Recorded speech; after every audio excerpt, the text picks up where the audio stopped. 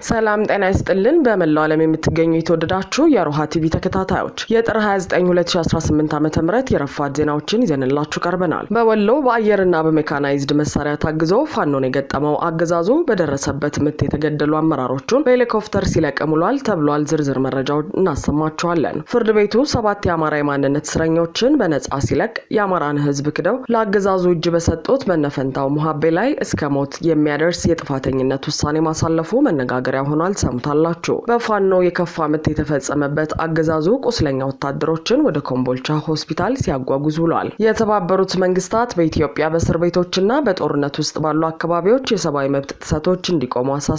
ሰምታላችሁ። ኢትዮጵያውያን በስፋት እየተሰደዱባት ነው በምትባለው ኬንያ 10 ኢትዮጵያውያን በህገወጥ የሰዎች ዝውውር ተጠርጥረው በቁጥጥር ስር ዋሉ። ዩክሬን 55,000 የሩሲያ ተዋጊዎችን መግደሏን አስታውቃለች። ውድ አድማጭ ተመልካቾቻችን አብራችሁ ልትቆዩ ከፈቀዳችሁ እነዚህ መረጃዎች በዝርዝር የምናሰማችሁ ይሆናል። የሮሃ ቲቪ ወቅታዊና ሀቀኛ መረጃዎች እንዲደርሷችሁ ቻናሉን ሰብስክራይብ፣ ላይክ እና ሼር በማድረግ አሁኑኑ ቤተሰብ ይሁኑ። በወሎ በአየርና በሜካናይዝድ መሳሪያ በታገዘው ውጊያ የተደመሰሱበትን የአመራሮች አስክሬን በሄሊኮፕተር ሲለቅም ዋሉ ተነገረ። አገዛዙ በምስራቅ አማራ ቀጠና ወግዲ ወረዳና በሌሎች የምዕራብ ወረዳዎች ባደረገው ውጊያ የተገደሉበትን ወታደራዊ አዛዦችና መስመራዊ አዋጊዎችን በ3 የጦር ሄሊኮፕተር ሲያመላልስ ውሏል። ወግዲ ጫቃታ ላይ አንዲት የጦር ሄሊኮፕተር ካረፈች በኋላ በውጊያ የቆሰለ አንድ ከፍተኛ ወታደራዊ አዛዥን ጨምሮ ሌሎች ቁስለኛ መስመራዊ አዋጊዎችንና አባሎችን ጭና በጋስጫ እና ደገር አቆራርጣ ወደ ሸዋ አዲስ አበባ መብረሯን መረብ ሚዲያ ዘግቧል። በተመሳሳይ ኮምቦልቻ ከተማ ያረፉት 2 የጦር ሄሊኮፕተሮች ከፍተኛ ወታደራዊ አዛዦችና መስመራዊ አዋጊዎችን ጨምሮ ከ47 በላይ ቁስለኛ ወታደሮችን ወደ አዲስ አበባ ጭነው መውሰዳቸውን የተረጋገጠው በ2 ድሮን፣ በ3 አየር መቃወሚያና በ2 ጄኔራል መድፍ፣ በ10 ሞርተርና ቢኤም 107 እንዲሁም በ23 ድሽቃ መሳሪያ ታግዞ በዘውዱ ሰጣርጌና በብርጋዴር ጄኔራል ሞሲሳ እንዲሁም አንድ በአየር ወለድ ኮማንዶ እዝ የአንድ ኮር አዛዥ የሆነ የሌተናንት ጄኔራል ማዕረግ ባለው ወታደራዊ አዛዥ እየተመራ ወደ ውጊያ የገባው ከ60 በላይ ተሽከርካሪ ሙሉ ያገዛዙ ኃይል ከወደ ፋኖ የገጠመውን ጠንካራ የሆነ የጸረ መከላከልና የመልሶ ማጥቃት እርምጃን መቋቋም አቅቶት ለሰዓታት ቆሞ መዋጋት በማይችልበት ሁኔታ ተሽመድምዶ እየፈረጠጠ እንደሚገኝም ተዘግቧል። በዚሁ ቀጠና በስቦ መምታት የውጊያ ታክቲክ የብልጽግና ወታደርን ወሽመጥ በመቁረጥ ውጤታማ ድል ተመዘገበ።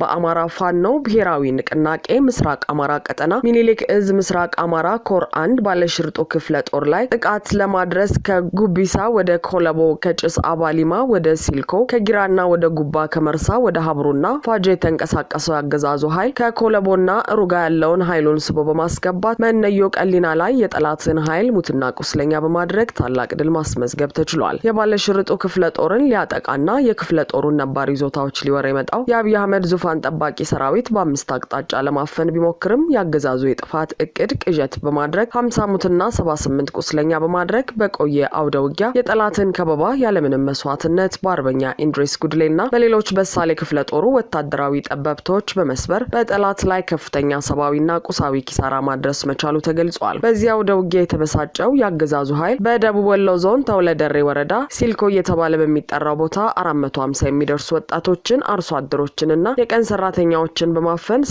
ሰልጥናችሁ አገራችሁን ጠብቃላችሁ በሚል ሰበብ ወደ ማጎሪያ ቀጠና አስገብቶ ፋኖን ማረኩ በሚል የሐሰት ዶክመንተሪ ለማሰራጨት ዝግጅት ላይ እንደሚገኝ ተነግሯል።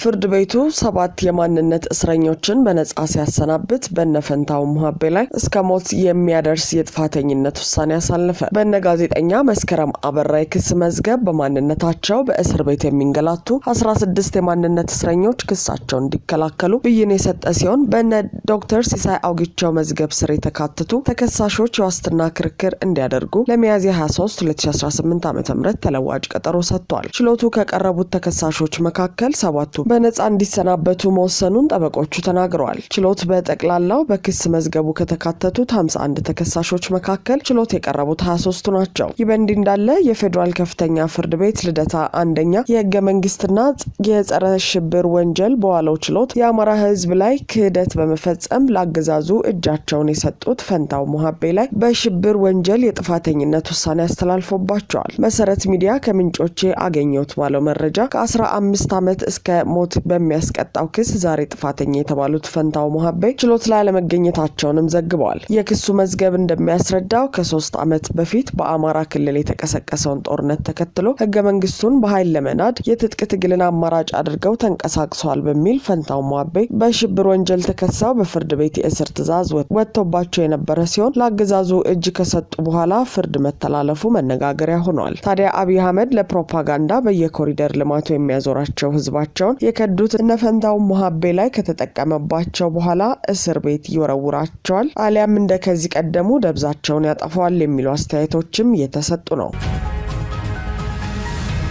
ኢትዮጵያውያን በስፋት እየተሰደዱባት ነው በምትባለው ኬንያ 10 ኢትዮጵያውያን በህገወጥ አዘዋዋሪ ተጠርጥረው በቁጥጥር ስር ዋሉ። የኬንያ ብሔራዊ ፖሊስ አገልግሎት ባወጣው መግለጫ መሰረት የላኪ ሰመር ፖሊስ ጣቢያ መኮንኖች በኮርጎቾ ላኪ ሰመር መንገድ ላይ የተጠረጠረውን የህገወጥ የሰዎች ዝውውር ሙከራ ለማክሸፍ ፈጣን እርምጃ ወስዷል ያለ ሲሆን በቁጥጥር ስር የዋሉት 10ሩም ኢትዮጵያውያን በመንገድ ላይ ሲጓዙ የተገኙት ምንም አይነት የጉዞ ሰነድ ወይም መታወቂያ ሳይዙ ነው ብለዋል። ፖሊስ ግለሰቦቹ የተገኙበት ሁኔታ በድርጅት ደረጃ የሚመራ የህገወጥ የሰዎች ዝውውር ስጋትን የሚፈጥር በመሆኑ አስቸኳይ ጣልቃ ገብነት ማድረጉን ገልጿል። በአሁኑ ወቅት ተጠርጣሪዎቹ በፖሊስ ቁጥጥር ስር የሚገኙ ሲሆን ፍርድ ቤት እንዲቀርቡ አስፈላጊው ሂደት እየተከናወነ ይገኛል። ፖሊስ አክሎም እንደ ኬንያ ህግ መሰረት ከስደትና ከኢሚግሬሽን ጉዳዮች ጋር የተያያዙ ተጨማሪ አስተዳደራዊ እርምጃዎች እንደሚወሰዱ አስታውቋል። ከዚህ በፊት በኬንያ ከፍተኛ የኢትዮጵያኖች የስደተኞች ቁጥር መጨመሩን ተከትሎ ሀገሪቱ ጥብቅ ክትትል ሲያደርጉ እንደነበር ሲዘገብ ቆይቷል። የስደተኞች ቁጥር መጨመርና የመንግስት ጫናዎችን ተከትሎም በአንዳንድ የኬንያ ግዛቶች የሚገኙ ፍቃድ ያላቸው ኢትዮጵያውያን ጭምር የሰብአዊ መብት ጥሰት እንዲፈጸምባቸው በር ከፍቷልም ተብሏል። በኬንያ ሀገር ሽማግሌዎች ፍርድ ሙሉ ኢትዮጵያውያን ሀገሪቱን ለቀው ካልወጡ እንዲገደሉ መፈረዱንም ቢቢሲን ዋቢ አድርገን መዘገባችን የሚታወስ ነው። የተባበሩት መንግስታት በኢትዮጵያ በእስር ቤቶችና በጦርነት ቀጠናዎች ያሉ ህጻናት ላይ የሚፈጸሙ የመብት ጥሰቶች በአስቸኳይ እንዲቆሙ አሳሰበ። የተባበሩት መንግስታት የህጻናት መብቶች ኮሚቴ በኢትዮጵያና በሌሎች 6 ሀገራት ላይ ያለውን ግኝት ይፋ ባደረገበት ሪፖርት ይህን ማሳሰቢያ ያስተላለፈ ሲሆን የህጻናት መብቶች ስምምነትን ተግባራዊ ከማድረግ አንጻር በኮሚቴው የተለዩ ዋና ዋና አሳሳቢ ጉዳዮችንና ምክረ ሀሳቦችን እንዲሁም የታዩ በጎ ጎኖችን ያካተቱ ግኝቶችን ይፋ አድርጓል። ኢትዮጵያን በተመለከተ ባወጣው ሪፖርት በብልጽግናው አገዛዝ በውጊያ ቀጠናዎች የሚያደርሳቸው የሰብአዊ መብት ጥሰቶች የተነሱ ሲሆን በውጊያ ቀጠናዎች የሚገኙ ህጻናት ግድያና የአካል ማጉደል፣ ጾታዊ ጥቃት፣ እገታና ሰብአዊ እርዳታ እንዳያገኙ መከልከልን ጨምሮ በህጻናት ላይ የሚፈጸሙ ከባድ የመብቶች ጥሰቶች በከፍተኛ ሁኔታ መጨመራቸው አሳስቦኛል ብለዋል። ኮሚቴው ኢትዮጵያ ዓለም አቀፍ ህጎች እንድታከብር መሰል ከባድ የመብቶች ጥሰቶችን እንድታስቆምና እንድትከላከል እንዲሁም ሰብአዊ እርዳታዎች በወቅቱና ያለምንም እንቅፋት የሚደርሱበትን ሁኔታ እንድታመቻች አሳስበዋል። ኮሚቴው ህጻናትን ለይቶ ለማውጣትና ወደ ሲቪል የህጻናት መብት ተሟጋጅ ተቋማት ለማዛወር እንዲቻል አገዛዙ ወደ ማቆያ ካምፖች የሚደረጉ ጉብኝቶችን በአስቸኳይ እንዲፈቅድ፣ ጥፋተኞችን ተጠያቂ እንዲያደርግ እንዲሁም በግጭት ለተጎዱ ህጻናት የስነ ተዋልዶ ጤናን ጨምሮ የህክምና እርዳታን፣ የስነ ልቦና ድጋፍንና የህግ ምክርን እንዲያቀርብ ጠይቋል። ኮሚቴው በህጻናት ላይ የሚፈጸሙ ጥቃቶች በስፋት መሰራጨታቸው በእጅጉ እንዳሳሰበው በሪፖርቱ አመልክቷል። ይህም በቤት ውስጥ የሚፈጸም ጥቃትን፣ የመብት ረገጣን፣ እንክብካቤ መንፈግን፣ ጾታዊና በጾታ ላይ የተመሰረተ ጥቃትን፣ ትንኮሳን እንዲሁም በኢንተርኔት የሚፈጸም ጾታዊ ብዝበዛና ጥቃትን እንደሚያጠቃልል በሪፖርቱ ተመላክቷል። ኮሚቴው ኢትዮጵያ ሁሉን አቀፍ የሆነ ብሔራዊ የህጻናት ጥበቃ ህግ እንዲኖራትና በህጻናት ላይ የሚፈጸሙ የጥቃት ድርጊቶች የሚመዘገቡበት ብሔራዊ መረጃ ቋት እንድታቋቁም ጠይቋል። ሪፖርቱ ጾታዊ ጥቃቶችንና በእስር ቤቶች ውስጥ የሚፈጸሙ ኢሰብአዊ አያያዞችን ጨምሮ በህጻናት ላይ ተፈጽመዋል የተባሉ ማንኛቸውም የጥቃት ክሶች በገለልተኛና በጥልቅ ምርመራ እንዲጣሩ እንዲሁም ጥፋተኞች ለፍትህ እንዲቀርቡ ጥሪ አቅርበዋል።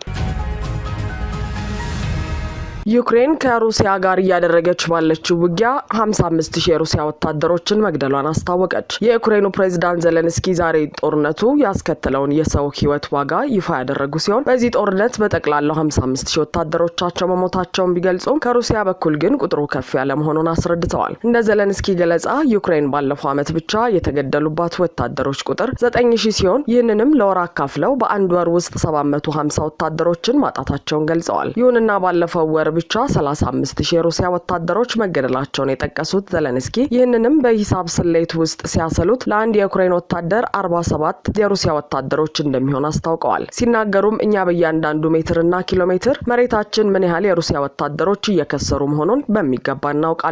እነሱ የሚሞቱን ሰዎች አይቆጥሩም፣ እኛ ግን ለመቁጠር እንገደዳለን ብለዋል። ፕሬዝዳንቱ ጨምረውም ሩሲያ ምስራቃዊ ዩክሬንን ለመቆጣጠር ተጨማሪ 800,000 ወታደሮችን ማጣት እንደሚጠበቅባት ገልጸው ይህም የሚሆነው በጣም ቀርፋፋ በሆነ ሂደት እንደሆነና ቢያንስ 2 ዓመት እንደሚፈጅ አስታውቀዋል። ይህ በእንዲህ እንዳለ የአሜሪካው ፕሬዝዳንት ዶናልድ ትራምፕ ኢራን በአሁኑ ወቅት ከአሜሪካ ጋር ድርድር ውስጥ የገባችው ጥቃት እንዳንሰነዝርባት በመስጋቷ ነው ሲሉ ገለጹ። ፕሬዝዳንቱ በዋሽንግተን በተካሄደው ብሔራዊ የጸሎት ቁርስ ፕሮግራም ላይ ባደረጉት ንግግር አሜሪካ ወደ ኢራን አቅጣጫ ግዙፍ የጦር መርከቦች ስብስብ እያመራች መሆኑን በድጋሚ ገልጸዋል። የወታደራዊ እንቅስቃሴ ኢራንን ወደ ድርድር ጠረጴዛ ለማምጣት ትልቅ ሚና እንደተጫወተም ጠቁመዋል። ስለ ጋዛ ጦርነትና ታጋቾች ትራምፕ በጋዛ ያለውን ጦርነት ማስቆማቸውን በመጥቀስ በዚህም የ100 ሺዎችን ህይወት ታድጊያለሁ ሲሉ ተናግረዋል። አክለውም የመጨረሻውን የሟች ታጋች አስከሬን አስመልሰናል፣ ሐማስም ይህንን እንድናደርግ ረድቶናል ብለዋል። ሐማስ ትጥቁን እንዲፈታ ስምምነት ላይ መደረሱን የገለጹት ፕሬዝዳንቱ ምንም እንኳን አንዳንድ ወገኖች ሐማስ ትጥቁን አይፈታም ቢሉም ቡድኑ ግን ለመፍታት መስማማቱን አረጋግጠዋል። ፕሬዝዳንት ትራምፕ ወደ ስልጣን ከመጡ በኋላ በመካከለኛው ምስራቅ በጥንካሬ ሰላምን የማስከበር ፖሊሲን እየተከተሉ ይገኛሉ። ዩኤስኤስ አብርሃም ሊንከን የአውሮፕላን ተሸካሚ መርከብ ወደ ቀጠናው መላክና አሁን የተሰማው የሐማስ ትጥቅ የመፍታት ዜና የአስተዳደሩ ዲፕሎማሲያዊና ወታደራዊ ስኬቶች ተደርገው እየተወሰዱ ነው ተብሏል። አድማጭ ተመልካቾቻችን የሰዓቱ የሮሃ ቲቪ ዜናዎች የተከታተላችኋቸውን ይመስሉ ነበር። አብራችሁን ስለነበራችሁ ከልብ እናመሰግናለን። ሰላም።